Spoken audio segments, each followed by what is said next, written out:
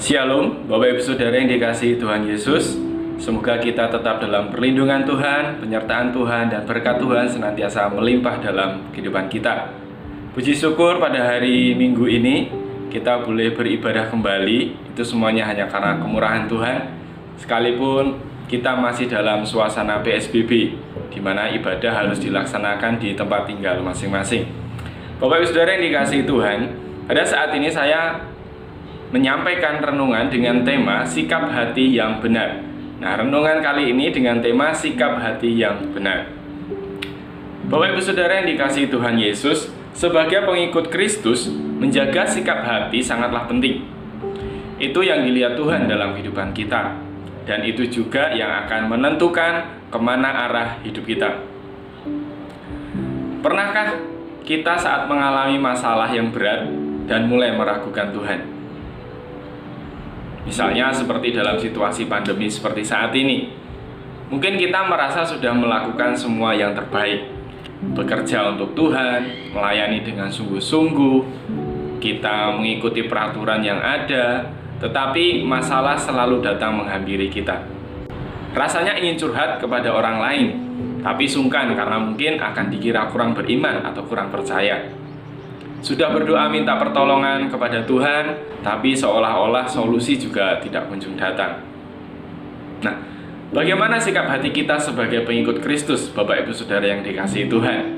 Apalagi saat terdesak dalam situasi sulit seperti itu. Dalam perikop Mazmur 13 ini, Bapak Ibu Saudara yang dikasihi Tuhan, kita akan belajar dari Daud saat mengalami keraguan di tengah situasi sulit.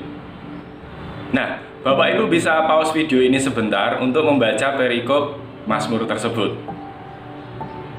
Jika sudah, mari kita lanjutkan. Mazmur 13 ini, Bapak Ibu Saudara yang dikasihi Tuhan, Daud sedang mengekspresikan kerinduannya yang paling dalam dari jiwanya yang sedang kesusahan pada saat itu. Dari beberapa literatur yang saya baca, Mazmur ini dilatar belakangi oleh perlawanan dari musuh Daud. Nah, meskipun demikian, dalam Mazmur ini Daud sedang bergumul dengan keraguan-raguannya sendiri tentang tindakan Allah untuk membela kepentingannya Daud. Pemazmur merasa kehilangan semangat. Dia merasa dalam kesulitan yang besar, tetapi dia merasa bahwa Allah tidak segera hadir dan tidak bersedia untuk memberikan pertolongan dengan segera. Ia mengalami ketakutan mendalam dan mengalami keraguan-raguan. Peristiwa yang melatar belakangi mungkin berawal dari kemenangan Daud atas Goliat. Bapak Ibu Saudara pasti tahu kisah Daud melawan Goliat. Nah, kemudian dilanjutkan peperangan melawan orang Filistin dan Daud selalu menang. Prajurit-prajurit yang dipimpinnya selalu menang. Nah, ketika pulang ke Yerusalem, rakyat mengeluh-elukan Daud. Raja Saul yang pada awalnya menyukai Daud menjadi kesal setelah mendengar para wanita menyanyi memuji kemenangan yang diperoleh Daud. 1 Samuel 18 ayat 7b. Saul mengalahkan beribu-ribu, tetapi Daud berlaksa-laksa. Di sini Saul tidak mampu menguasai hatinya, sehingga timbul iri hati dan pikiran jahat untuk membunuh Daud. Yakobus 3 ayat 16. Sebab di mana ada iri hati dan mementingkan diri sendiri, di situ ada kekacauan dan segala macam perbuatan jahat. Itulah yang terjadi kepada Saul. Nah, hati-hati Bapak Ibu Saudara yang dikasihi Tuhan. Saat kita tidak menjaga hati kita, iblis siap menyelinap untuk melemahkan dan menghancurkan iman kita. Bahkan dampaknya bisa merugikan orang lain, bahkan diri sendiri. Ada beberapa hal yang bisa kita pelajari dari perikop Mazmur ini, Bapak Ibu Saudara yang dikasihi Tuhan, kaitannya dengan sikap hati yang benar. Yang pertama yang bisa kita pelajari adalah semua orang pasti mengalami masalah. Semua orang pasti mengalami masalah. Siapa di antara kita yang tidak memiliki masalah? Tentunya pasti punya masalah. Nah, takarannya aja yang mungkin berbeda. Ada yang masalahnya berat, ada yang masalahnya ringan. Nah, Pertanyaan-pertanyaan yang terungkap di dalam Mazmur 13 ini, Bapak Ibu Saudara yang dikasihi Tuhan, itu berpusat pada masalah yang sama.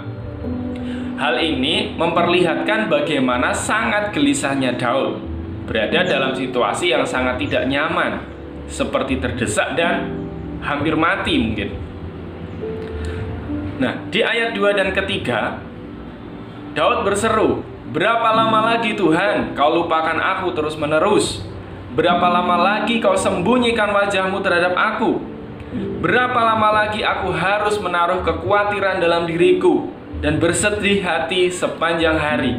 Berapa lama lagi musuhku meninggikan diri atasku?" Bapak Ibu Saudara yang dikasihi Tuhan Yesus, berulang kali Daud berseru, "Berapa lama lagi?" Menunjukkan begitu beratnya persoalan yang sedang ia hadapi saat itu. Bahkan mungkin membuatnya sudah tidak tahan lagi menghadapinya. Makanya tadi saya sebutkan hampir-hampir mati, atau merasa ketakutan dan hampir mati. Kalau kita bandingkan dengan Nabi Habakuk, Bapak Ibu Saudara dikasihi Tuhan, seperti di dalam renungan yang di-share di grup gereja kemarin. Nah, kondisinya mungkin juga sama. Kondisi yang dialami Habakuk itu sama. Orang-orang kafir tiba-tiba menjadi lebih makmur, tanamannya menjadi lebih subur. Nah, Habakuk bingung akan hal ini. Makanya ia berseru kepada Tuhan, "Berapa lama lagi Tuhan?" Nah, Alkitab menceritakan bahwa ketika Daud memetik kecapi untuk menghibur Saul, tiba-tiba saja sebuah tombak meluncur ke arahnya. Namun oleh kemurahan Tuhan, Daud diselamatkan. Tombak yang kemudian menancap di tembok itu tidak melukai Daud sedikit pun. Tidak hanya berhenti di situ, Saul terus-menerus mencari cara untuk menghabisi Daud. Tapi karena kemurahan Tuhan, Daud selalu dilepaskan. Sejak saat itu, Daud harus lari menyelamatkan diri, sembunyi di gua-gua, hingga terpaksa sembunyi ke daerah musuh. Sementara itu orang-orangnya Saul tidak henti-hentinya mengejarnya. Daud berada pada posisi yang begitu tertekan dan sangat terjepit. Inilah pengalaman yang pernah dialami oleh Daud, yang mungkin kemudian dituangkan dalam Mazmur ini. "Berapa lama lagi Tuhan kau lupakan aku terus-menerus?" Bapak Ibu Saudara yang dikasihi Tuhan, ini adalah ungkapan protes. Daud merasa muram, dia lesu, dia patah semangat. Daud mungkin mulai merasa khawatir, jangan-jangan pengharapannya kepada Tuhan itu sia-sia. Daud mulai ragu-ragu. Apalagi Tuhan tidak segera menjawab seruannya dan masalahnya datang terus-menerus, semakin bertambah banyak, membuat Daud semakin terdesak. Bapak Ibu Saudara yang dikasihi Tuhan, pelajaran yang bisa kita ambil di sini adalah setiap orang percaya pasti mengalami masalah. Bahkan saat menyerukan masalahnya kepada Tuhan pun mungkin tidak langsung dijawab oleh Tuhan. Mungkin terjadi pada saat-saat sakit, kebutuhan keuangan, atau pada saat persoalan besar mungkin yang melibatkan keluarga, melibatkan pekerjaan, melibatkan gereja mungkin. Bahkan pada situasi pandemi seperti sekarang ini. Nah, pada saat-saat demikian, kita harus berdoa memohon kepada Roh Kudus memberikan kita kepastian bahwa kita masih akan bersukacita di dalam keselamatan. Seperti nanti yang kita bahas di ayat yang ke-6. Nah, kita harus menyadari Bapak Ibu Saudara yang dikasihi Tuhan, bahwa sebagai manusia kita memang lemah, kita rapuh. Namun iman kita tetap harus kuat. Kita harus tahu kepada siapa kita harus berseru. Meskipun keadaan kita terus-menerus memburuk, semakin memburuk, kita harus tahu kepada siapa kita harus berseru. Jikalau kita sungguh-sungguh mencari pertolongan Tuhan melalui iman sejati kita di dalam Yesus Kristus, kita harus percaya bahwa Ia sedang merencanakan untuk melaksanakan suatu maksud yang baik bagi kita. Rancangan Tuhan bagi kita tidak pernah berupa rancangan kecelakaan, tetapi rancangan yang senantiasa mendatangkan damai sejahtera. Amin Bapak Ibu Saudara dikasihi Tuhan. Ya. Kemudian yang kedua, Pelajaran yang bisa kita dapat dari perikop ini adalah fokus kepada Tuhan dengan berdoa. Fokus kepada Tuhan dengan berdoa. Sikap hati yang benar ketika kita menghadapi masalah adalah fokus kepada Tuhan. Doa membuat kita fokus pada Tuhan.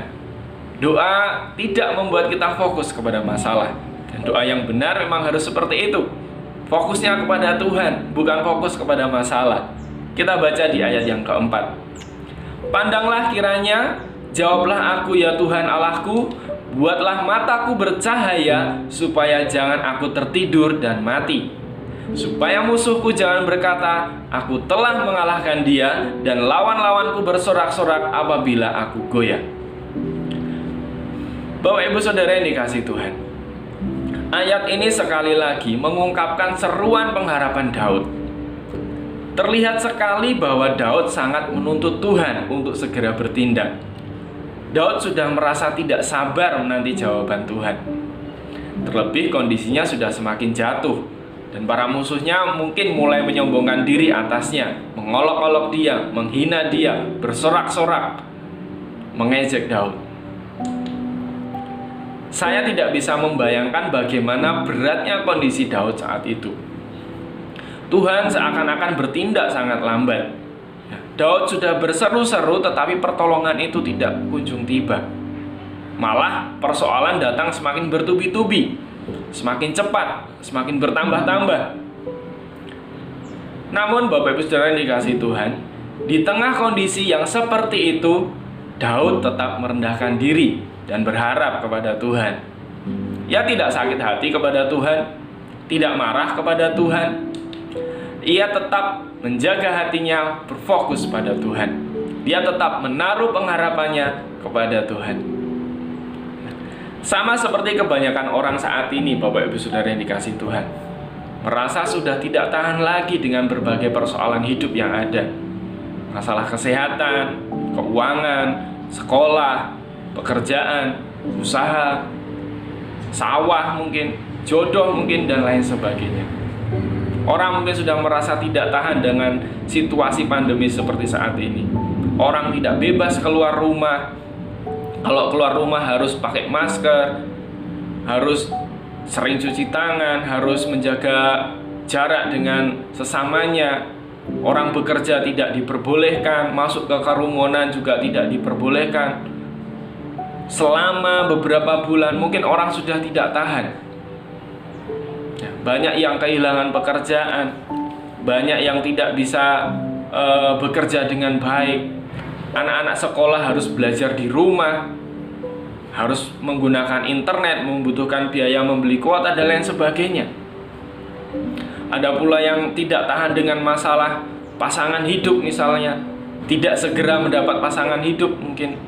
Bapak Ibu Saudara yang dikasihi Tuhan, ada seorang laki-laki datang kepada kami, berkunjung ke tempat kami, curhat masalah jodoh.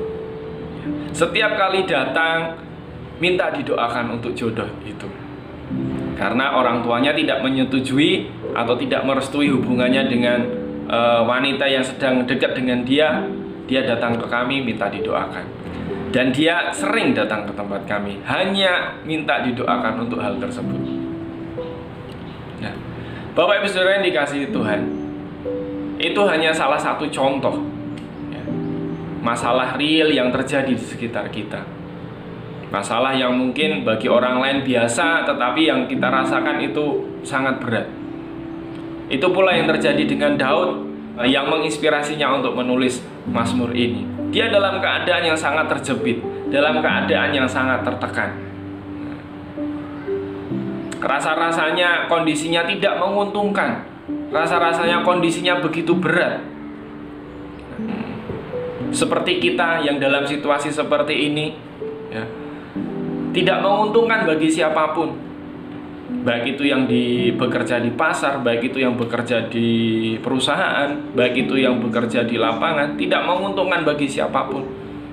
Ketika orang diharuskan untuk tetap tinggal di rumah pada awal-awal masa pandemi ini, orang kebingungan. Tidak keluar rumah bisa mati kelaparan, tidak mendapat penghasilan. Tapi ketika keluar rumah, terancam bahaya penyakit yang sampai sekarang belum ada obatnya. Mau berharap kepada siapa? Berharap kepada manusia, belum tentu mereka juga sanggup, karena mengalami persoalan yang sama juga. Nah, satu-satunya cara adalah menceritakan segala persoalan kita itu kepada Tuhan melalui doa-doa pribadi kita. Kita boleh sepuas-puasnya menceritakan segala hal itu kepada Tuhan. Dan kita harus tetap menjaga sikap hati kita agar kondisi kita tidak semakin buruk yang kemudian mengambil keputusan yang salah. Bapak Ibu Saudara yang dikasihi Tuhan, dalam situasi seperti ini menjadi kesempatan bagi kita untuk membuktikan bahwa kita mempercayai Tuhan. Tidak hanya senang meminta agar Tuhan menghentikan segala persoalan-persoalan kita dengan kuasanya, dengan cepat atau dengan segera, tetapi sungguh-sungguh percaya bahwa Tuhan juga sanggup memberikan kekuatan pada kita untuk menghadapi dan menang atas persoalan-persoalan itu. Bukankah Tuhan itu adalah Bapa kita, Bapak Ibu Saudara yang dikasihi Tuhan? Kita percaya bahwa Dia pasti peduli pada keadaan kita. Kita percaya pasti Dia tidak akan meninggalkan kita. Bapak Ibu Saudara yang dikasihi Tuhan, saya ingat khotbah Ibu Pendeta Rini sekitar 2 tahun yang lalu. Beliau menyampaikan firman Tuhan yang diambil dari 1 Petrus pada saat itu, bahwa penderitaan adalah sesuatu yang wajar. Beliau menyampaikan kepada kita, mengajar kita bahwa penderitaan itu adalah sesuatu yang wajar. Apalagi menderita karena Kristus, menderita karena takut akan Tuhan, tidak masalah. Yang penting bukan menderita karena melakukan kejahatan. Yang penting tetap menjalani hidup dengan positif dan meresponi penderitaan itu dengan benar. Dari khotbah itu saya belajar, Bapak Ibu Saudara yang dikasihi Tuhan, saat mengalami penderitaan, jangan terburu-buru protes pada Tuhan. Atau lebih parah lagi, mengambil keputusan sendiri tanpa dengar-dengaran dengan Tuhan, seolah-olah kita lebih bijaksana daripada Tuhan, kita lebih tahu daripada Tuhan. Nah, Bapak Ibu Saudara yang dikasihi Tuhan, melalui doa yang kita serukan itu tidak saja menjadi sebuah reaksi yang wajar terhadap berbagai persoalan hidup kita, tetapi doa itu juga merupakan obat yang manjur melawan kesesakan hidup. Ketika kita berdoa, hati kita semakin nyaman.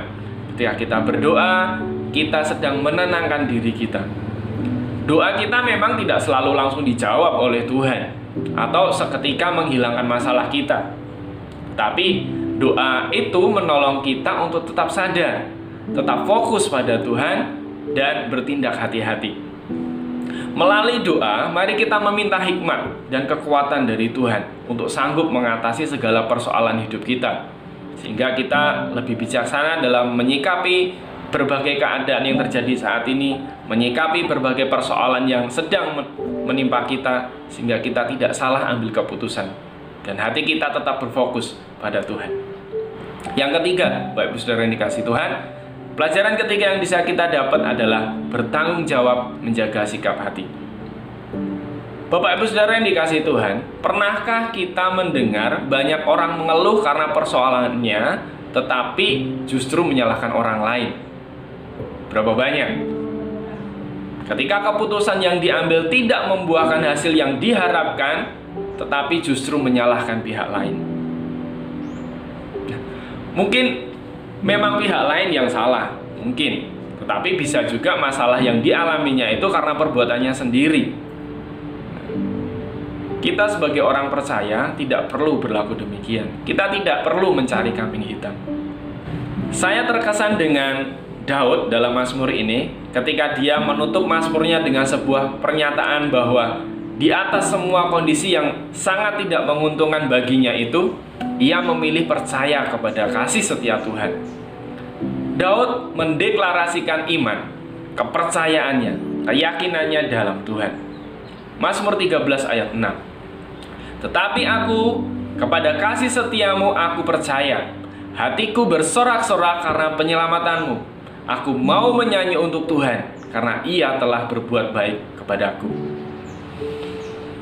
Bapak Ibu Saudara yang dikasihi Tuhan, kelegaannya, Kelegaan yang dia dapat atas persoalan yang menghimpitnya ialah ketika Daud percaya penuh. Tetapi aku kepada kasih setiamu aku percaya. Meskipun tidak tercatat adanya jawaban yang pasti, jawaban yang didapatkan Daud pada saat itu, tetapi ada kelegaan sejati yang meliputi jiwa Daud yang pada awalnya penuh dengan kesusahan ini. Jawaban terhadap apa yang tampak sebagai penundaan jawaban Allah ialah mengandalkan kasih-Nya yang tidak pernah gagal, dan mengingat bahwa pada masa lampau Tuhan pun telah melepaskan dan memberkati. Kasih Allah yang tidak pernah gagal akan tampak pada saat dan cara Tuhan sendiri. Di sini kepercayaan Daud didasarkan pada kasih dan kebaikan Allah. Sukacitanya didasarkan pada keselamatannya dari Allah. Nyanyiannya didasarkan pada kepedulian Allah yang melimpah dalam kehidupannya.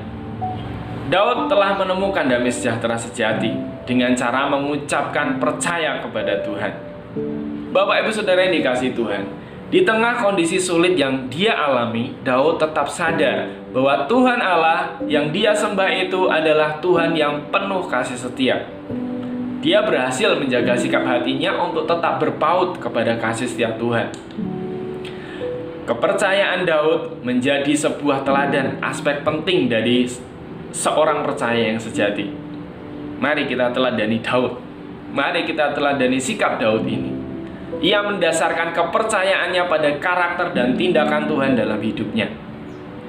Menjaga sikap hati yang terus berpaut pada Tuhan menjadi tanggung jawab kita sendiri. Kita sendiri yang menentukan.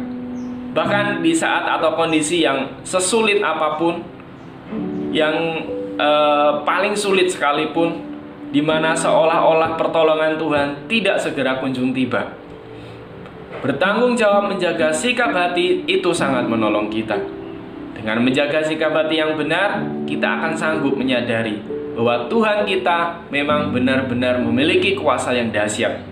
Ia sanggup memberikan kekuatan kepada kita untuk menghadapi persoalan itu, dan juga pada akhirnya nanti akan membawa kita menuju kepada kemenangan. Bapak Ibu Saudara yang dikasihi Tuhan, pernahkah kita renungkan berapa lama pandemi yang terjadi saat ini telah berlangsung? Hampir 4 bulan, Bapak Ibu Saudara yang dikasihi Tuhan. Coba sekarang lihat orang-orang terkasih di kiri kanan Anda. Masih adakah senyum mereka?